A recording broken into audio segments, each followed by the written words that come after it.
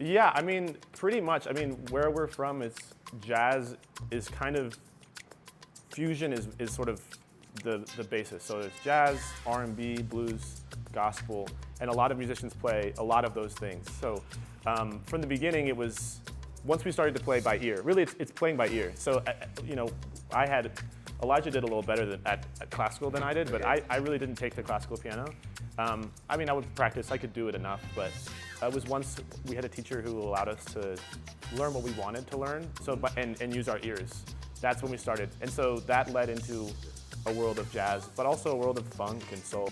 Yeah, I think there's a strong jazz scene in LA, and especially like the kind of jazz fusion scene is really strong. So like people off the backs of like, you know, Thundercat and Nowhere and Louis Cole, they've kind of led the way for this generation of artists in LA who are very, especially in East Los Angeles, it's a very strong jazz and jazz fusion scene there.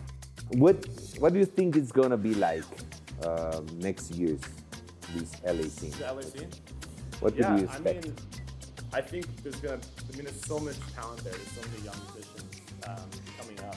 So I think it'll continue to thrive. I do think, I mean, one downside is it's pretty expensive. Este podcast es patrocinado por Bacardí y Casa del Agua. Jazz en las rocas. El jazz no es para conocedores, es para quien lo quiere escuchar. Bienvenidos otra vez a Jazz en las Rocas y hoy tenemos un invitado increíble, internacional, from LA, you're based in LA, desde Los Ángeles, Solomon Fox, multiinstrumentalista, productor, una delicia lo que hace, lo estábamos oyendo ahorita en el soundcheck. How are you, Solomon? Thanks for being here. Thank you. I'm good, First time in Mexico City, right? Yeah, first time. How are we treating you? I love it here. I might have to move here. Okay, you might. That could work. I can see that working. I'm gonna give you some of our sponsors from. Perfect. So, how did you get into music? Yeah, so really my brother and I grew up playing music together, and we're playing tonight, which is going to be super fun. Yeah. But we grew up. Elijah's Fox brother. Oh, he just walked in. But yeah, no, we grew up. We didn't have TV growing up, so a lot of times what we would do for play was like make up songs. It pays not having a TV. It pays. I know, it pays. Yeah, I know, exactly. So yeah, from a young age, just making up songs, and then you know our parents were like, maybe we should put them in lessons, so we had piano lessons. Okay. Are either of your parents musicians? Not really, but our grandmother was a classical concert pianist. Coolness. And a teacher. So, okay. Yeah, that was a big in the blood. It's in the blood. Yeah. Okay. Cool. Still or sparkling? Oh, sparkling, I think. Yep. Yeah. Coolness. And so you start playing instruments. In English, it's playing. In Spanish, it means a different thing. Like playing to play music. Oh, I see. Because it was like a game. Yeah, I guess, yeah. Right. And when did it become something interesting, like more than interesting, like starting to be professional? Yes. Let's see. Cheers. Cheers. Cheers. Cheers. Let's do that. Yeah. First things first. That's good. Yeah. Let's. Okay. Sorry to interrupt. Yeah. No. I'll think about the question while I. Actually, nice rum. That's very nice. Yeah, I think around the beginning of high school, so around 14 years old, started to play like local shows around town. You know, at that time, we were playing just for like a free meal, you know, and we would just play with our friends wherever they would let us play. And that was the beginning of, you know, always with other jazz musicians from the beginning or other improvised musicians. And our town where we grew up has a very strong local scene, so there were a lot of mentors that helped us kind of find gigs and learn to play. So yeah, it was from the beginning. It was just playing basically wherever they would let us, you know, plug in our instruments. How it goes. But I didn't want to bring jazz earlier, but sure. You started into jazz like right from the beginning of your career. Yeah, I mean, pretty much. I mean, where we're from, it's jazz is kind of fusion is sort of the basis. So there's jazz, R&B, blues, gospel, and a lot of musicians play a lot of those things. So from the beginning, it was once we started to play by ear. Really, it's playing by ear. So you know, Elijah did a little better at classical than I did, but I really didn't take to classical piano. I mean, I would practice. I could do it enough, but it was once we had a teacher who allowed us to learn what we wanted to learn, and use our ears. That's when we started, and so that led into a world of jazz, but also a world of funk and soul and other things. So. Okay, and what happened next? Obviously, it worked. It worked. The gigs got bigger. So now we are in Mexico City. Yeah. Here we are. Yeah, man. I mean, yeah. So I went to school for jazz for a little bit. I didn't finish the degree. I did 2 years, and then I also I studied at Harvard. Actually, I studied religion there. I've had a lot of different paths, and I'd say makes the music more interesting. Exactly. And then I also got into producing at that time. I figured out, we were playing keys, and I think our mom got us like a MIDI keyboard, which allowed us to, and GarageBand. So we're starting to like realize that, I could layer things and add and write songs and compose in the computer. So that sort of led into a new world as well. And then about 3 years ago, I moved to Los Angeles. Just, With music in your mind, or music in my mind and my heart. I figured pretty early on that music was going to be what it was for me. And I went to school, to university, but then after that, I got a car. I drove across the country, moved to LA. No plan. I lived in his backyard for 2 weeks on an air mattress. Oh, cool. And then we figured it out. And now you're playing together again, I would say, because you went on a different path for some years. Yes. Okay. We grew up playing together, but both of our lives, I mean, we both live in Los Angeles, but because we are both working a lot in different bands and different groups, it's actually very rare that we play together. So we played together last year in Italy, but we haven't played together in over a year as brothers, as a brother show. So this is a rare treat. It's going to be very fun. Family reunion. Sort of. Yeah, exactly. And we both just happened to be Mexico City as well. Okay. We found out we were going to be here a few weeks ago. So it's just a happy coincidence. Who are you here with? I'm here with a singer named Mayana and some other friends, including another singer, Amaria, who are going to sing tonight as well.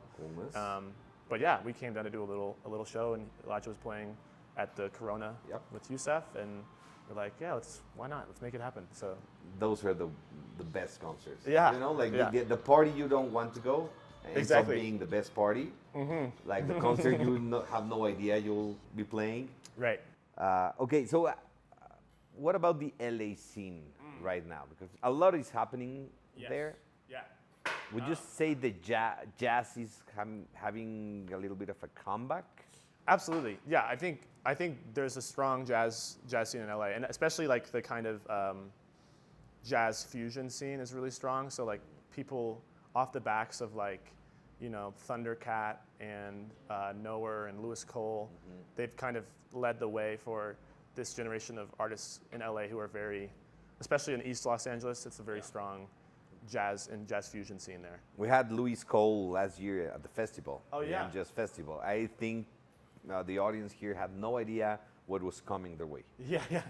They were like, I'm not really sure who Louis Cole is. Oh, he has a duo. Oh, I think I've heard about it.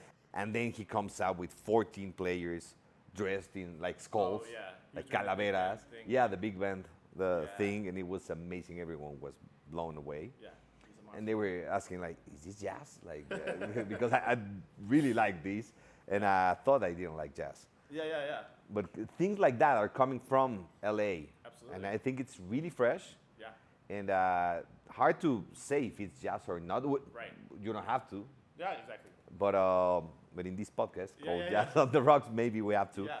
So what do you think it's gonna be like next year's this LA scene? The LA scene? Yeah, I mean, I think there's so much talent there. There's so many young musicians coming up. So I think it'll continue to thrive. I do think, one downside is it's pretty expensive to live for musicians who are trying to make their way. I mean, it's very difficult to make a living, and not have another job as a musician, which is true in a lot of places. But so that's that. I hope that changes in some way. Yeah. I don't know if it will, but the amount of talent and musicianship there is. That's probably something that that could be strange, like having in an expensive city Yeah. a lot of musicians making their way up because that's the scene, Right. and it's hard for them to live there. Exactly. But New York has one, Mexico Yeah. City at the moment has one, and For it's sure. been getting expensive. Yeah, I've heard. Yeah. I've heard it's, Yeah. I've heard it's not. What it Yeah. used to. Sure. But okay, so now what's coming for you? Like, Yeah, for me, so I have a solo project coming at the beginning of next year, which I'm very excited for. So I have an album of music, Solomon Fox? Solomon Fox, which I've been working on for about 2 years. This past year, I put out like a little EP of called Speed Run, which was these like short little fun pieces that I wrote. Okay. Can we find those Yeah, those yeah, already? those are on the internet. Yeah, Okay. exactly. And that was and yeah. And I'll play a couple of those later too. Yeah, this full album I've been working on for a long time. It's a wide range of things. There's some folk moments, like kind of inspired by where I'm from, North Carolina, with some acoustic stuff. There's some very fun, interesting grooves. I'm very excited about it. I don't know how to categorize it either, but I'm just excited to put it out. So. Yeah, that's a thing that the genres, the categories. Yeah. I think it's made by the record, Yes. like the record stores, so they Totally. can organize the Yeah. albums. But musicians, does it really matter if you're playing folk, R&B, or both at the same time? I don't think so. I think most musicians just they follow the inspiration and whatever they like, and the artists that are changing things up, and that's who musicians are inspired by. And I agree, it's mostly labels or people trying to fit it into a box. And I mean, especially with jazz, like jazz itself, my understanding, like the jazz musicians initially, that wasn't their term for it. It was used in a derogatory sense, but Yeah. it's been reclaimed. You know what I mean? And like you said, used in a lot of different ways. So We've had some interviews here that Yeah. musicians that won't say jazz. yeah. One of my main mentors was a pianist, Vijay Iyer, and he did not like the term jazz at all. He wouldn't. Yeah, and I understand that, and it's confusing because for us, like Mexicans here, they have Yeah. nothing to do with that. Right. And we learned about jazz, this music that amazes us. Yeah. And then this comes up, like Right. the derogatory term Yeah. used by the white man to Exactly. like this black African American music. Mm-hmm. It's a completely different story. What inspires you at this moment? You mean musically? Yeah, music. Yeah. Well, no. Or anything. Yeah. But I to mean, keep going. no. I mean, yeah. I think a lot of different art inspires me. Actually, like I don't know. I love movies. I love films. Like those can be just as inspiring. I like things that break expectations with form. Like those are my favorite things. I know that's kind of general, but and then yeah. I mean, or that draw you in and then switch things up.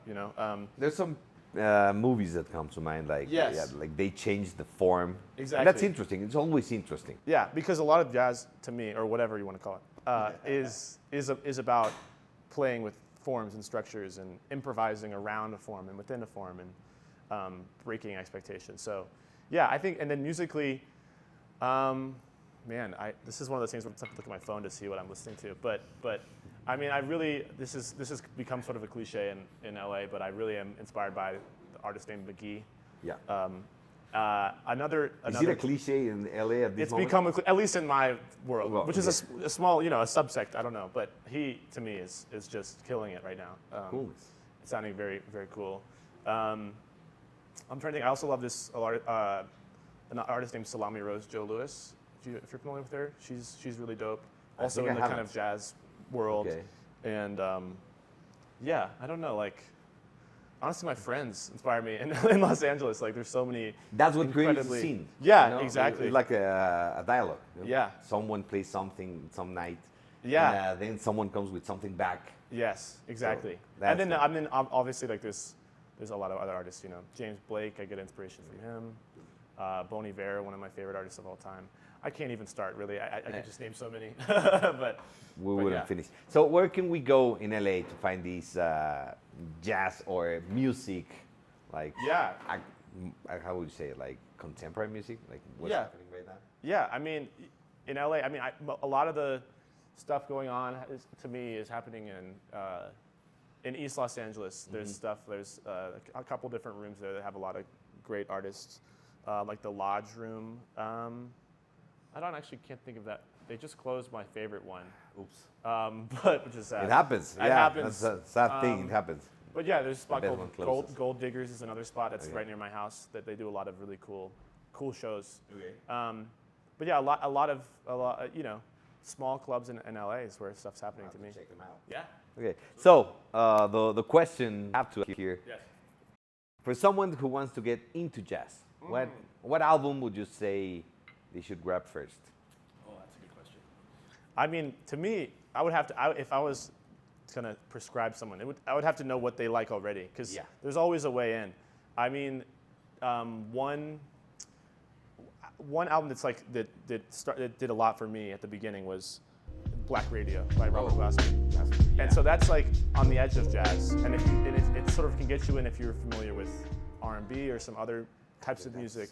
Great recommendation. Yeah. And then you can look into his previous albums like Double Booked and some of his trio stuff and kind of follow Robert that Glasper lineage. Experience. Yeah, and then follow that lineage all the way into, the greats, Miles Davis. So like, I mean, that would be for someone who's a contemporary ear. Man, there's so much though. Like, it depends on the mood. Bill Evans is one of my favorite artists. Why? Because he played a lot of years ago. He played a long time ago, but it still cuts through. Like he's one of those people that has an ability to like almost like jump out of the stereo system or the headphones, and it just cuts through. You know, like Nina Simone is another artist who's like that, where you just hear her voice and you're like, there's something so fresh, even though it was 50 years ago. Yeah. But Nicely said. yeah. Nicely said. Yeah, but to me, Bill Evans, he's just, there's nothing better than like, he's such a good like reflective artist. Like if you're feeling sad or it's raining or on a melancholy day, put that on and walk around. And if you don't feel something from that, like, I don't know. You got to check yourself. yeah. Exactly. Okay, and last question. Something happening right now you want us to keep attention on? Musically? Musically. Preferably. Ooh. Oh my gosh, something happening right now. The show tonight? No. Yeah? I mean, I think, oh man, that's tough. Something happening right now. I mean, I think the people I said earlier, I'll say again, Salami Rose Joe Lewis, and another, I like her guitarist, this guy named Formative, another like just a friend. He's just like a guy in LA scene, but to me he's like playing. That's what I'm looking for. Like he's playing some of the most crazy stuff I've heard. So yeah. That's what I want with that question. That Yeah. So that if we get to see her name at some point, we go and support that and buy that record because I heard about him. Have no idea what he plays, but let's hear some more, and that could give them some traction, you know. Totally. Yeah. So that's what I was looking for. Yeah, Thank you very much. Absolutely. So Salmon, thank you very much for being here with us. Cheers. Thank you. Gracias a todos ustedes por su tiempo, estas pláticas que tanto nos gustan. Solomon Fox se refiere a la tocada que tuvo el domingo, noviembre 17, en el Parque Ann Lennox. Cuando estén escuchando esto, ya se la perdieron. Al rato les digo que también estuvo. Jazz en las rocas. Agradecemos a nuestros patrocinadores Bacardí y Casa del Agua.